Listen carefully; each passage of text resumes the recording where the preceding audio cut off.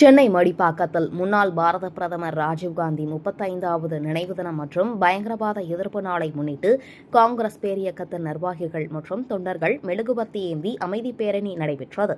முன்னாள் பாரத பிரதமர் ராஜீவ்காந்தி 35வது நினைவு தினம் முன்னிட்டு அகில இந்திய காங்கிரஸ் தலைவர்கள் மற்றும் நிர்வாகிகள், தொண்டர்கள், பொதுமக்கள் என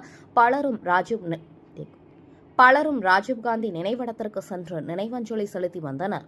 அதன் ஒரு பகுதியாக சென்னை மடிப்பாக்கம் பகுதியில் மண்டல தலைவர், முன்னாள் மாமன்ற உறுப்பினர் ஜி. செந்தில்நாதன் தலைமையில் மாவட்ட நிர்வாகிகள் மற்றும் திரளான காங்கிரஸ் பேரியக்க தோழர்களுடன் கையில் மெழுகுவர்த்தி ஏந்தி அமைதி பேரணி நடைபெற்றது.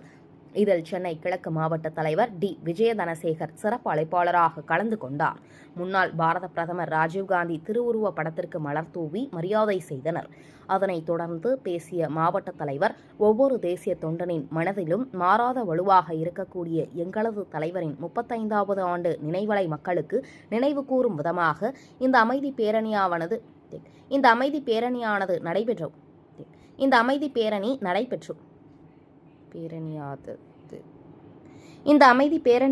நடைபெற்றுள்ளது. தென்சென்னை கிழக்கு மாவட்டம் முழுவதும் மக்கள் கூடும் பகுதிகளில் எங்களது தலைவரின் திருவுருவப் படம் வைத்து நினைவஞ்சலியானது சிறப்பாக நடத்தியிருக்கிறோம். 59 ஆண்டுகள் கழித்து கூட்டணி ஆட்சியில் காங்கிரஸ் இடம்பெற்றது. ஒவ்வொரு காங்கிரஸ் தொண்டனும் ஆரவாரத்தோடு உள்ளுக்குள் மகிழ்ச்சியாக இருக்கிறோம். திராவிட கட்சிகள் அதிகாரத்தில் இருந்ததற்கான முக்கிய காரணமே காங்கிரஸ் பேரியக்கம்தான். ஆனால் இந்த நாள் வரை 59 ஆண்டுகள் காங்கிரஸ் பேரியக்கம் எட்டி நின்று வேடிக்கை பார்த்திருந்தோம். முழு அதிகாரமும் திராவிட கட்சிகளை சார்ந்தது. கூட்டணி கட்சிகள் வெறும் பார்வையாளர்கள் மட்டுமே இருக்க வேண்டும் என்று சித்தாந்தத்தை உடைத்து இன்று மிகப்பெரிய புரட்சி தமிழக முதல்வர் தளபதி விஜய் அவர்கள் செய்திருக்கிறார். தனது ஆட்சிக்கு ஆதரவாக இருக்கக்கூடிய கூட்டணி கட்சிகளுக்கு அதிகாரத்தை பகிர்ந்தளித்து இருக்கக்கூடிய முதல்வர் தான்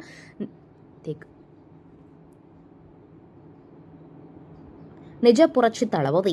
எங்களுடைய 2 சட்டமன்ற உறுப்பினர்கள் அமைச்சரானதை ஒவ்வொரு காங்கிரஸ் தொண்டனும் அமைச்சரானது போல் மகிழ்ச்சியாக இருக்கிறோம். இதற்கு முதல் காரணம் முதல்வர் விஜய் அவர்களுக்கு எங்களது மனமார்ந்த நன்றியை தெரிவித்துக் கொள்கிறோம்.